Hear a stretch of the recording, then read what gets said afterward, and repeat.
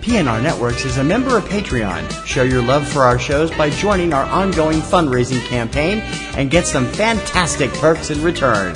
Check it out and become a Patreon sponsor. You can sign up at patreon.com, patreon.com/PNR Networks. And thanks for your support.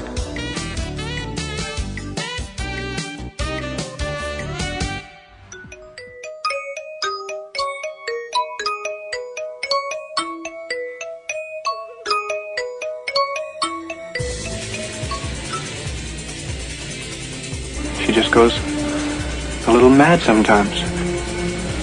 Do you ever feel like you're normal and the rest of the world has lost its collective mind? Put your helmet on. We'll be reaching speeds of 3. Do you find people saying this to you a lot? Are you totally deranged? Are you looking for a looking glass to pass through? I find your lack of faith disturbing. Or looking for a rabbit hole to fall down? Who could think of a better punishment, really? Everything's the same here, it's just a little worse. Guess what? Life's a bitch. Now so am I. You found it. Welcome to Platinum Rose's Garden. Hello, my darlings. This is Platinum Rose Lady welcoming you to Platinum Rose's Garden on Sunday, March 4th, 2018. Well, here we are. March coming in like a lion in Massachusetts. That old saying, March comes in like a lion and goes out like a lamb. March has come in like a big old ball of suck. I'm sorry. It's been kind of crazy. Before we go any further, though, I know I'm a little late, but happy birthday to our own Jensen Ackles, born on March 1st. Big 4-0, Jensen. My gosh. You look fantastic. Speaking as someone who passed 40 a while ago, how much of a while ago is absolutely none of your anybody's business. It's all down here from here, kiddo. No, I'm just kidding. Happy birthday, Jensen. I hope your birthday was wonderful and with family and friends and prezzies and cake and yay. You're just a fantastic person and you're an awesome actor and a great director and from the looks of it, an awesome husband and a super dad. So congrats and happiest of birthdays. Mwah! As some of you may or may not know and or care, this part of the United States has been getting hammered the last couple of days by wind and or rain and or snow and or just general fuckiness when it comes to the weather. So that's been fun. Yeah. I go to work on Friday and I had to take this class for my job. And I'm in class and now the way my building is set up, there is we're very close to, one of the local rivers and they were telling people with the parking lot, please don't park in the back of the parking lot because we could get a lot of water. We don't want your cars to get damaged, yada, yada, flambe. Now, I don't own a car. So I'm just like, I'm just going to take the bus and do my thing. So we're sitting there and we're in this class and we get these messages. Could people come and get their cars because the water has gotten even worse and, people's cars are like floating. And I'm like, well, that's bad.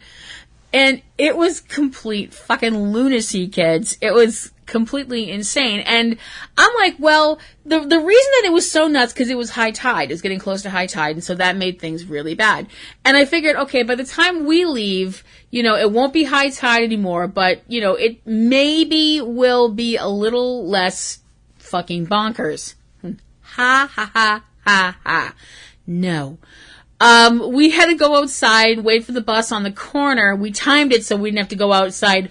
We were outside for maybe about 4 minutes at the most.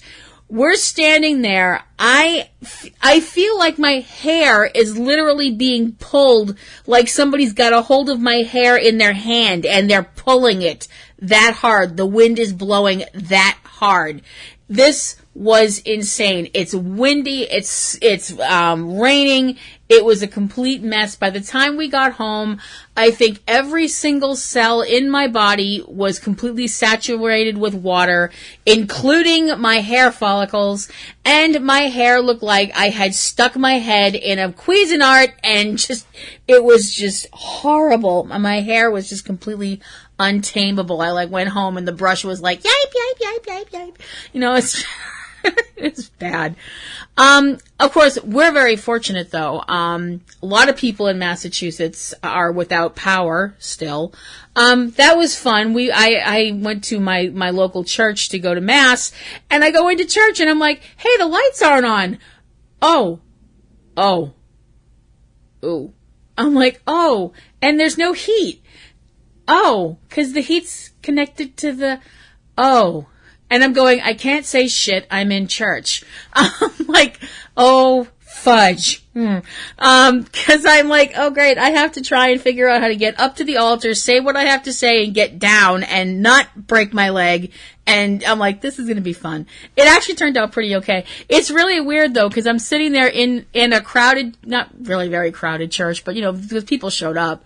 But we're sitting there in church, in the dark, in the cold, and I'm like, I feel closer to God right now than I have, in a while. This is very weird. I'm either having a religious experience or I'm finally going mental. I'm not sure which. But definitely, if you live in the Massachusetts area, I hope if you're within the sound of my voice and you live around here and you don't have power, I hope you get your power back soon. I hope everyone who's got water in their basements and their cellars and some people in their living rooms and stuff, I hope that, you're okay. Best wishes and lots of love. It's really scary when stuff like that happens, but you got to take care of yourself and your kids and your pets and, make sure everybody's got medicine if they need it and stuff like that. So, I hope everybody's okay and safe and stuff like that. It's been kind of crazy, and now they're talking about more snow because fuck yeah, because Massachusetts, it's crazy. It's completely, my whole thing about Massachusetts is there's a saying up here, if you don't like the weather, wait 2 minutes, it'll change. This is not bullshit. I'd like to straight up attest to the fact this is not bullshit. It can be wonderful and sunny and then freezing cold and then sunny again, and it's completely insane. So, I would like to talk to you guys about some other important stuff, and the most important thing I'd like to talk to you about now is this week's fanfic author.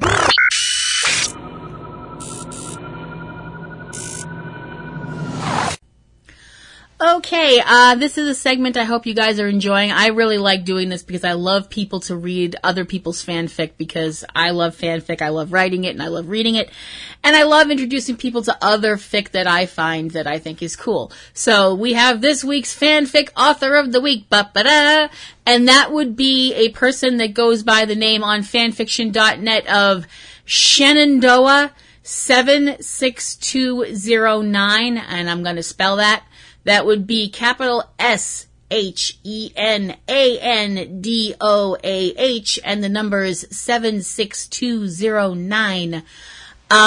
This person has written 80 stories for all kinds of different categories, including Dungeons and Dragons, Dragon Age, Buffy the Vampire Slayer, Once Upon a Time, Shakespeare, Pitch Black / Riddick, Glee, Mass Effect, Law and Order SVU, Sherlock, X-Men the Movie, Big Bang Theory, Firefly, Supernatural, Harry Potter, Batman Begins / Dark Knight, Shakespeare in Love, and Twilight. So, they have a lot of various and sundry things they are into.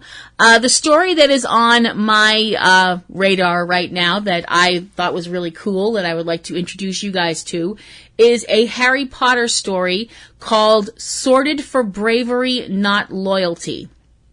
And the synopsis goes thusly. Quote, when Ron left them, Harry wondered why he hadn't seen it coming. After all, Ron always left when things got hard. He was sorted for bravery, not loyalty. End quote. So, as you may or may not be able to tell from the synopsis, although I'm pretty sure you can figure it out, you're a smart bunch. If you are a Ron Weasley fan, this may not be the fic for you. Just saying. I happen to think it was a great fic, though. I thought it was really well-written stuff. It's not completely canon because certain couples are canon and this doesn't go there. But I happen to think it's a great story. I hope you will check it out and check out other work by Shenandoah 76209. 865-7309 Jenny. Sorry. And if you remember that song, congrats, you're old. Hopefully you will check out Shenandoah's other work, or this work, or their other work, because they do have some great stuff. And if you do check it out, please leave a review, because fanfic authors really like reviews, because we're obviously not getting paid to do this. And if you'd like to check out my stuff, because I have some fic out there too, surprise, you can check it out on fanfiction.net. You can look me up under Platinum Rose Lady. You can also look me up on an archive of our own.org. Some of my stuff is over there as well under Platinum Rose Lady. So, that having been said, let's get to what you guys came for this week. This week's Supernatural episode recap.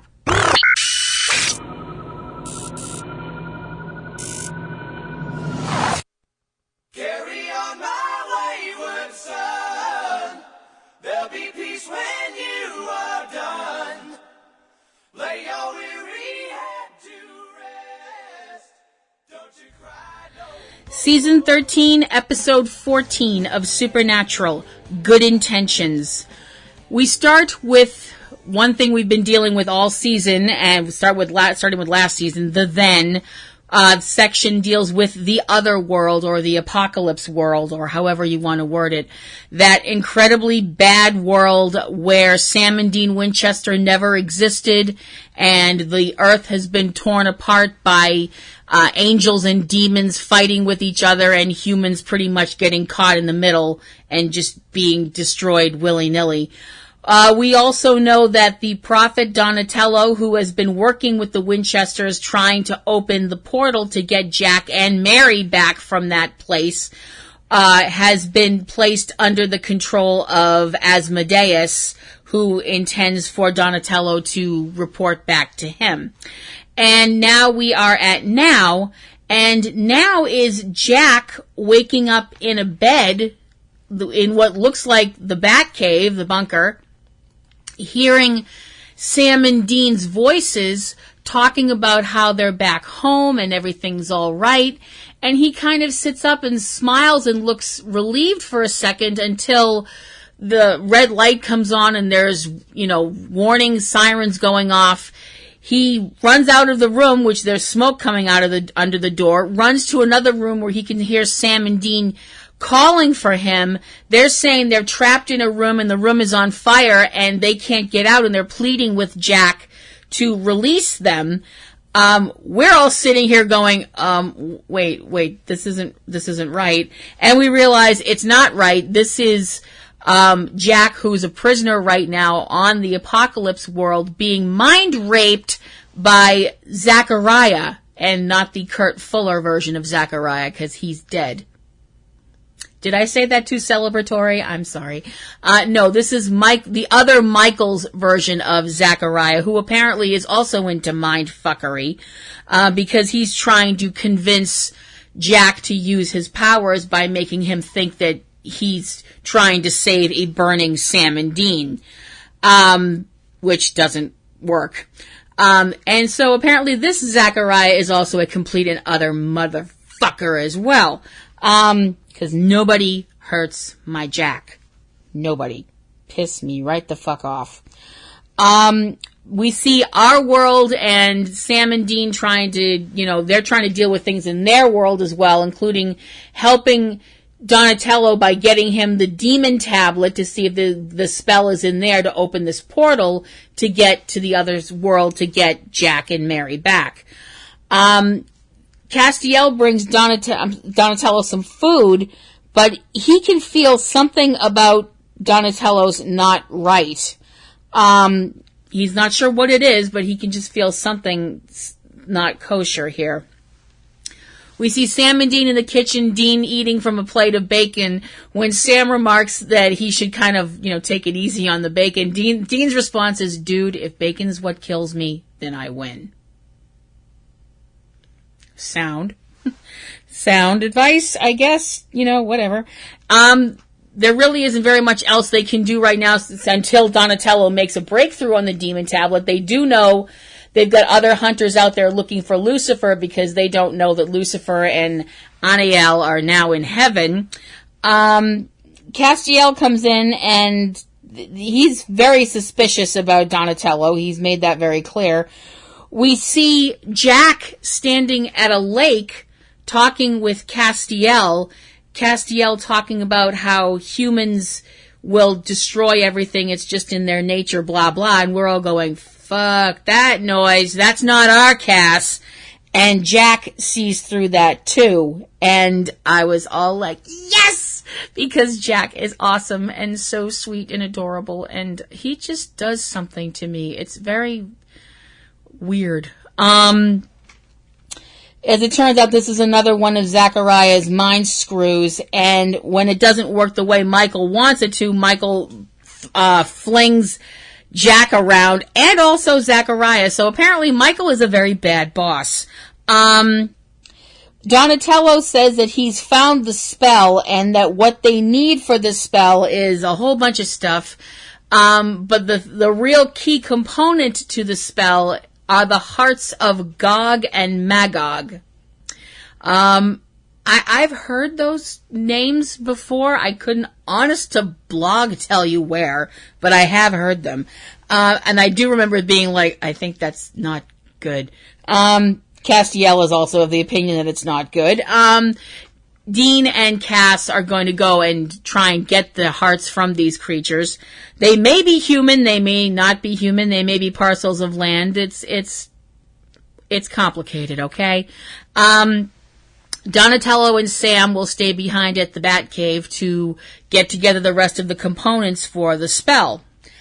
Michael throws Jack into the same cell that he's keeping Mary Winchester in, and Jack and Mary start to talk, and Mary, needless to say, is a little surprised that this strapping young lad says that he is Jack Klein, because as far as she's concerned, Jack Klein should be a 6-month-old baby. She ought to know she was there when Jack was born, and his mother died, which it turns out Jack knows. But they talk quickly and get each other up to speed on things. It was actually a really sweet scene, I thought. And she tells Jack, what's going on here, including the fact that, talking about Jack's and her talking about what Michael's plans are, how Michael's plans are to invade the other Earth, our Earth, or the Winchester's Earth, I suppose. Then that's probably the whole reason they've been thrown together, is that Michael wanted them to talk and connect or reconnect, I guess, because Michael's going to use Mary as a way to get Jack to do what he wants, because Michael is an asshole. Castiel, talking with Dean before they leave, is talking about how he feels this huge amount of guilt about Jack being lost in this other world, and it's just so heartbreaking, talking about how he promised Kelly he'd protect him, and, that, Lucifer's running loose, and it's a mess.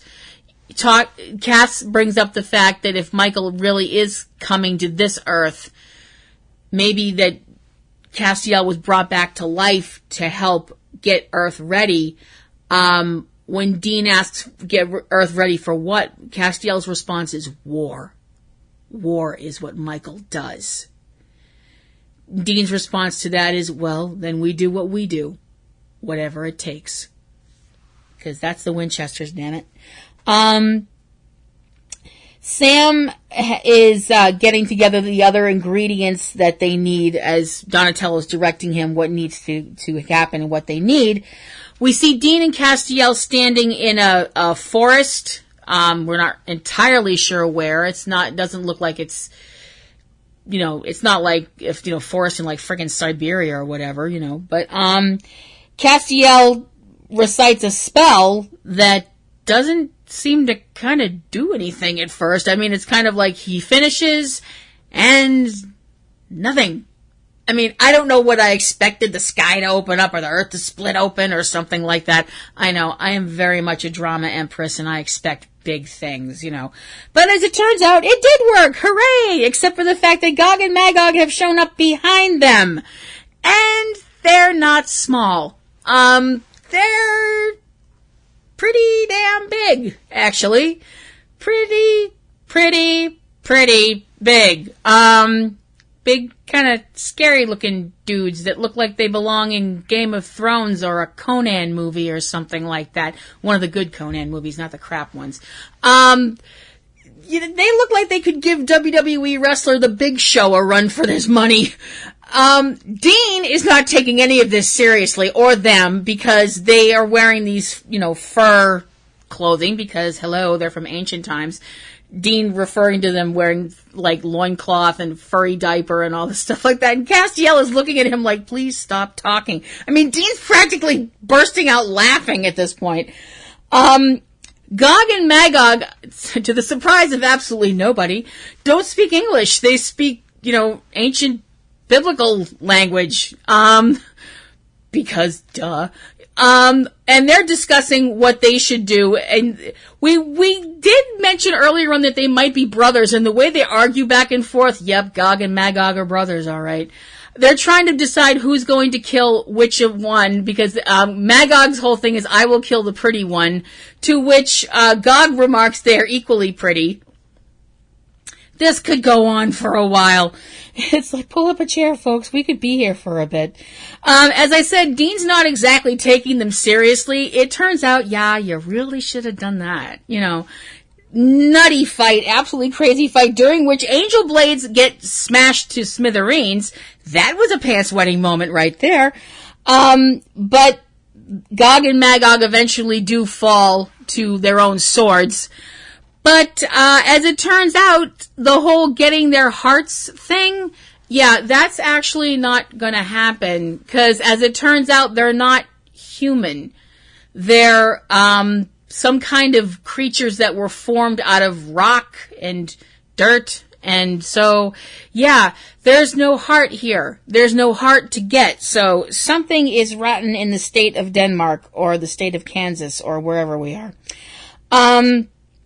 Back in the apocalypse world, Mary tells Jack that if anything, if that does happen, what she mentioned earlier, that Michael wants to use her as a way to get Jack to do what he wants, that Jack should let her die.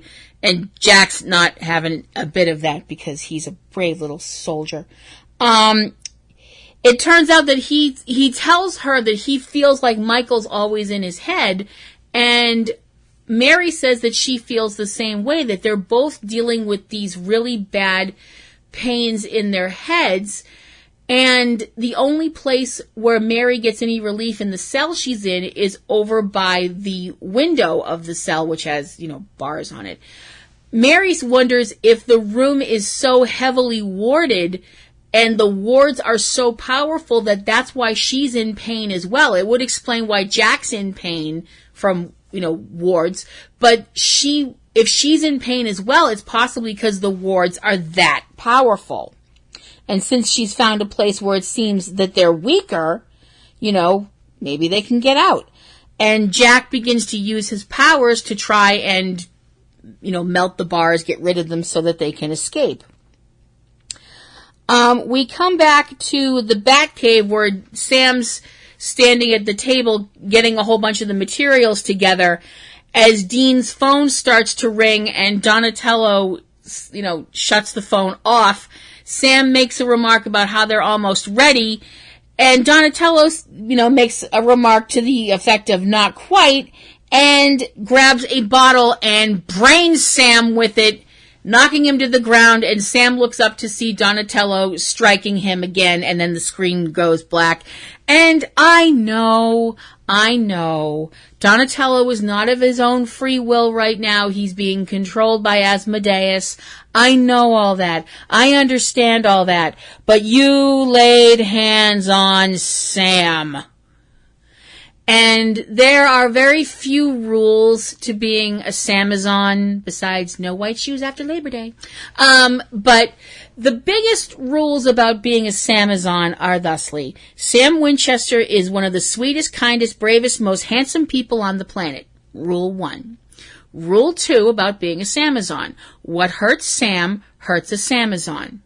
Rule 3. What hurts a Samazon better run really friggin' fast. You are officially off the Christmas card list, Donatello. Shame on you. Bad prophet. No cookie. Michael sends Zachariah after Jack along with some other angels because obviously we see the window missing part of said window and Jack and Mary have run away. Michael tells Zachariah to kill Mary in front of Jack. See, again, Michael is a huge dick in this universe. Mary and Jack wind up hiding from what look like human hunters, but they find them anyway. And it turns out that the lead hunter is this world's Bobby Singer, who is very much alive in this world and gave me almost a fucking heart attack last season when we realized that. He, needless to say, looks stunned and extraordinarily pleased to see Mary Campbell, which is what he calls her because that's how he knew her. We see Castiel and Dean coming back to the Batcave where all of the ingredients have now been completely trashed. And Sam, who's nursing a hurt head, my poor sweet baby, you could rest against my bosoms. They're very healing, according to some people.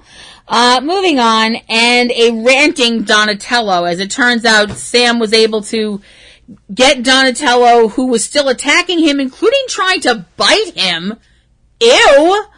Donatello's been locked in an office, and he's just, ranting. I mean, straight up ranting in a room with a devil's trap, and they apparently think he's possessed or something. And he's just, he is the mayor of Crazy Town at this point. We see Bobby bringing Mary and Jack to a location where some of the few humans that are left on Earth are trying to, survive. He tells them that all the injured people they're seeing, angels did that. That angels are basically eradicating humans. It's an extermination program. It's way fucked up shit.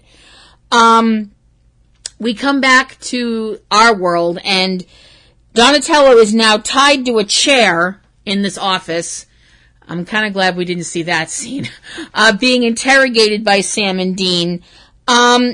He's not making a whole lot of sense.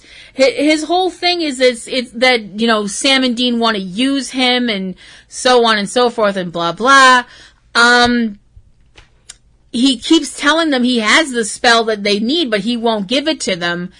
And then when he makes a remark about a little bit of magic, he says one word, it was in Latin, it sounded like Latin, and a motion with his hand, and all of a sudden Dean starts to kind of gasp and choke. Sam gets him out of the room, and it seems to lessen the spell, although Dean's still kind of having a hard time pulling in air. And Castiel's there trying to help out, and he turns and looks at Donatello, and the look in Castiel's eyes is absolutely terrifying. I'm talking Godzilla rising up out of Tokyo Bay, looking down at the citizens of Tokyo and going, "You're next." Kind of terrifying. That kind of terrifying. Back in the apocalypse world, we see Jack trying to entertain some of the children, because, kids on that apocalypse planet have to be 8 kinds of screwed up. And he's trying to make them smile and be entertaining by doing little shadow puppets and stuff like that. And it's so sweet. It's just the sweetest, oh my gosh, could you melt my heart anymore kind of thing.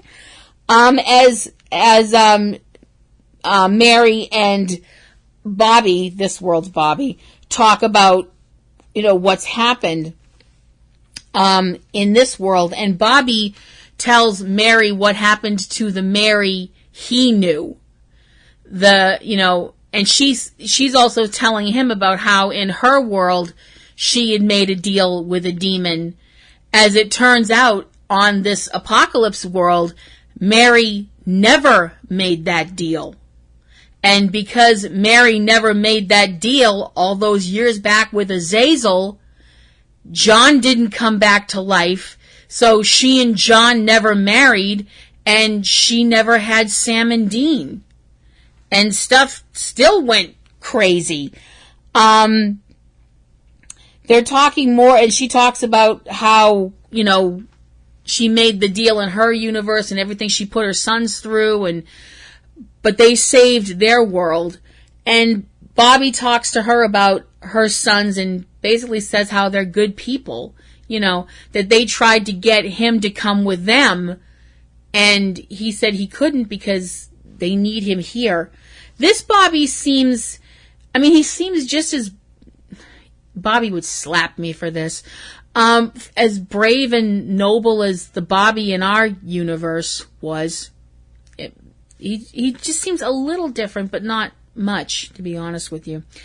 The problem comes when Mary tells Bobby the truth about Jack, that he's a Nephilim, and Bobby says that he wants Jack to leave. Mary tells him that if Jack goes, then she has to go too, which Bobby is sad about, but he says that, if that's what you want, if that's what you feel like you have to do. He tells her, though, to be careful of Jack, because when Lucifer and the demons first, broke out of hell and, started to rampage on earth, the angels showed up and they thought the angels would help the humans, but one by one they all turned on humanity. And he tells Mary that Jack will eventually betray her. We cut back to our world, or the Winchester's world, I suppose would be the best way to put it. And Sam and Dean and Cass are trying to figure out what's happened to Donatello. And Sam and Dean realize what the thing is, what's happened is, because they're talking about the whole, maybe it was the demon tablet, but, Kevin was a prophet and he was reading from the tablets and everything was fine. What could be a difference what's the difference? And Sam realizes what it is. It's because Kevin had a soul and Donatello's soul is gone. Amara ate his soul. There's no way to get it back, obviously. It's not like Sam's situation where, death brought his soul back. Donatello's soul is gone, which is apparently a fact that Castiel did not know. Because his whole thing is that because it's a demon tablet, if a prophet reads from a demon tablet, the human soul is what's supposed to basically act as a filter so that the taint of the fact that it's a demon tablet wouldn't corrupt the prophet. But because Donatello doesn't have a soul, he's been corrupted. And Castiel makes a suggestion that maybe the most merciful thing to do would be to kill Donatello. I think he might be thinking merciful in the fact that Donatello doesn't have a soul, and he also does bring up the fact that if Donatello dies, then another prophet will be created, just like what happened with Kevin and then with Donatello himself. But both Dean and Sam are like, no, there's not going to be any killing. But Castiel, he's not taking no for an answer this time, and he leaves the room, Sam and Dean trailing behind him, and Castiel winds up locking himself in the room that Donatello is in. We come back to the apocalypse world and Mary telling Jack they have to leave as an angel attack starts. Back on the Winchester's side of things, Castiel tells Donatello that he's going, after he takes off his trench coat, which I'm going, oh, fuck, this shit just got serious. Because Castiel taking off his trench coat is the angel equivalent of hold my earrings. Castiel tells Donatello he's going to yank the spell out of Donatello's head, something that he'd rather not have to do it this way, but he's going to. And as Sam and Dean are on the other side of the door, we see Castiel's eyes going blue, and we hear Donatello screaming. We see Bobby giving Mary a weapon, and they're going to try and rescue some of the civilians looking for children. Mary tells Jack to hide. Castiel comes out of the room and tells Sam and Dean that he knows what has to be done. This is very frickin' ominous. Sam and Dean head into the room, and Donatello's just limp. He's in the chair, mouth open, staring up at the ceiling. It's a long shot that we see of him. It's not a close-up, thank goodness, because I have a feeling that would have been really disturbing. Zachariah, who's leading this charge of angels attacking, is ordering humans killed as Jack tries to hide. We see Mary being assaulted by Zachariah, and she is as brave as she ever is. When she tells Zachariah to go to hell, he's stopped from hurting her anymore by Jack, who uses his powers to completely obliterate Zachariah and in front of Mary and Bobby. And when some other angels come flying in to attack, Jack destroys them with pretty much ease. No, he doesn't seem to be hurting him at all or draining his powers at all. When we come back, Jack is trying to help Mary and the others, and Bobby has apparently come around and is thanking Jack for helping them. Jack says that he knows what he has to do, that Michael won't stop. He is bound and determined to invade the other world and kill as many people as he can. Jack says he knows what he has to do, and what he has to do is kill Michael. We come back to the Batcave, and we see Castiel in the Batcave, and Sam and Dean come in. Apparently they've been to a hospital or a rest home or something like that, bringing Donatello there. They tell Cass Donatello is brain dead. He's hooked up to machines, forcing his body to breathe. They're both pretty pissed off. But Castiel his whole thing is that he had to do that. He needed to get that information from Donatello. He needed to find out why Donatello attacked Sam. And he did. But, it obviously wasn't easy. And he had also found out why Donatello attacked Sam, because he was, working unwillingly working for Asmodeus. And as I said, Castiel has found out what they need to get the spell going to open up the rift to rescue Mary and Jack and to keep Michael on that side. What they need are four really big, important ingredients. And these are not things you're going to be able to just go down to your local grocery store and get. They need the grace of an archangel, a fruit from the tree of life, the seal of Solomon, and the blood of a most holy man. Castiel tells them, we find those things, we can bring everybody home. And together we can beat Lucifer and Michael. This is the only way we win. This is the only way we survive. It's like you said, Dean, whatever it takes.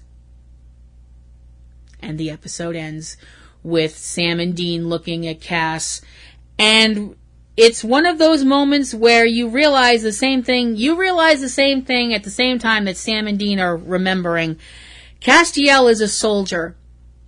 Castiel is an angel and a warrior of God, and angels, when they need to be, can be absolutely terrifying. And the episode ends. Wow. Awesome episode. I give Good Intentions 4.5 bouquets out of 5. Thought it was absolutely pitch perfect and great. So happy to see Jim Beaver back. Even if it's, for a little while and it's not our Bobby, I like this other Bobby too. He's cool. And I absolutely, completely adore, I've mentioned this before and I'm probably going to keep mentioning it, so deal. Alexander Calvert as Jack is just so sweet. And he's just this darling little bundle of fluff.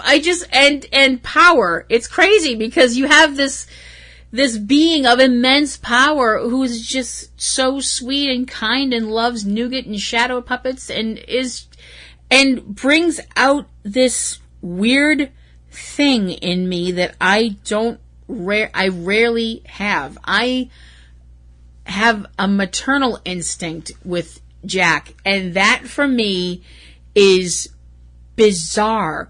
It's not that I don't like kids, but I don't see myself as mother material because I'm too overprotective, and that's not really what you want in a parent. And also, anyway, age-wise, that bus has left the depot.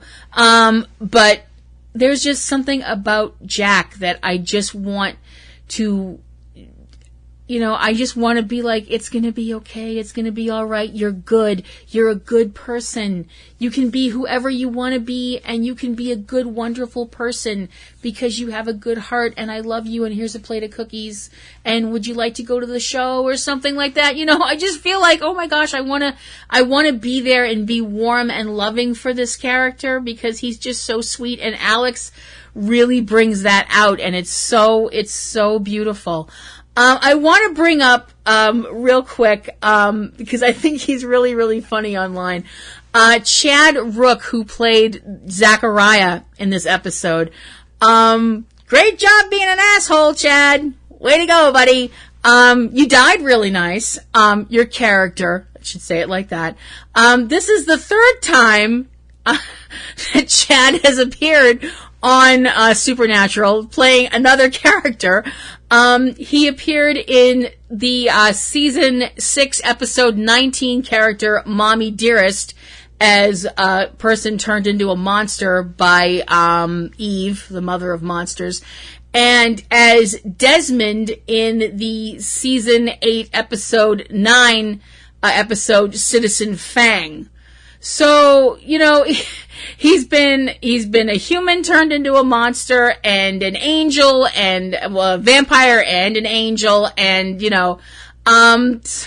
so I guess that's kind of like a triple crown kind of a deal. I don't know. So yay, Chad. I'm sorry you got blown up because you're cute. But you were an asshole and you were mean to Jack, so fuck off. I can turn on a dime. Hooray. Next week's episode, A Most Holy Man, looks like it's going to be very interesting. I'm really, really excited for it, and I hope you guys are too. I know you are. You're all Supernatural fans, so you're definitely excited for it.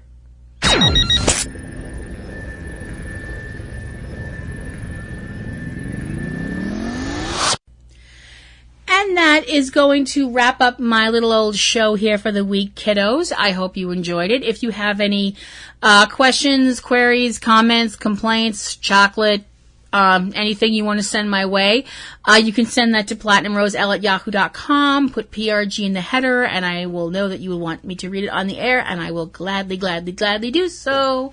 I hope you will check out the other shows that I do on the interwebs. I have my own other solo show, which is called Ring Around the Rosie, which is my wrestling podcast, if you are so inclined. I have been a wrestling fan for 30-something years. Holy crap. So I have a lot to say. And I hope you will go check out my latest show, which was a look back at the most recent WWE pay-per-view Elimination Chamber, along with my review of Raw and SmackDown. That's over at ringaroundtherosie.net. If you would like to follow me on Twitter, I am on Twitter at PlatinumRoseL at twitter.com. I post a lot of stuff. Some of it makes sense. Most of it doesn't, but, you've been warned. There are 2 shows that I do with my dear, sweet, long-suffering husband, TC, who puts up with me and all of my looniness. Our big show is Subject Cinema, which is our movie podcast that we've been doing for over 10 years. Holy crap. This is a very special month for us. Every March, we have Masochistic March, and no, it's not like that. Get your minds out of the gutter. We have a month devoted to bad movies. The last couple of years, we've been doing masochistic martial arts and masochistic movie musicals and stuff. This year, this was my idea. Another way to say my fault. This masochistic March is devoted to Star Wars knockoffs. All of the movies that came out trying to jump on the bandwagon. And me, as a hardcore warzy, realizes I am letting myself in for an enormous amount of pain. This past week, we looked at the Star Wars knockoff Star Crash. And I hope you will go check that out over at subjectcinema.com. We have another show, Front Row 5 and 10, which is our list show. TC and I do count-ups of all kinds of crazy topics, and we'd be happy to do a topic you send in if you send it to us. And we have other shows that are part of our great little family, including TC's solo show, Catastrophe Vortex. He is a disaster movie junkie and knows all kinds of stuff about movies where stuff goes boom. And you can check him out and listen to his show. He's really knowledgeable and super awesome. He has 2 mini shows as well, Tuesday Digidex and 3-Day Weekend, which are shows that help you plan out, new movies coming out in the week in the theaters and on DVD and all kinds of fun stuff like that, so you know where to spend your money. There are other members of our little family here. Those would include the Lions, Eric and Valerie and their kids and grandkids and whoever else they can get to talk on their microphones. Over at Cavebabble at Cavebabble.com. They are really fun, awesome folks. Please give them a listen. And there is Comic Grotto with Aunt Bee and Pee-wee. They do comics. They are really fun guys that do a lot of stuff about comics, and they're very knowledgeable and fun. I hope you will check them out. And one more thing. Sorry, one more thing, but it's really super duper important. All of us together did a production. It's a fan-based production. It's a labor of love. It's called Manhattan Hammerdown. It is a piece that we did in response to the 10-year anniversary of the release of the film Cloverfield. It is looking at other places in the city of New York once the attack happened that occurs in Cloverfield. It's a project that we're all involved in. Everybody in our little podcast family did part of this, and it's a labor of love. It's super cool. I hope you'll go check out Google Manhattan Hammerdown if you want to find us. And if you like my show or any of our shows, I hope you will like, share, and subscribe, and all that good stuff like that. So, this is me, Platinum Rose Lady, signing off for another week. I hope everybody out there has a great week and stay safe. And this is me reminding you to love the ones you hug the ones you love, and take some time to stop and smell the roses. See you around. Bye.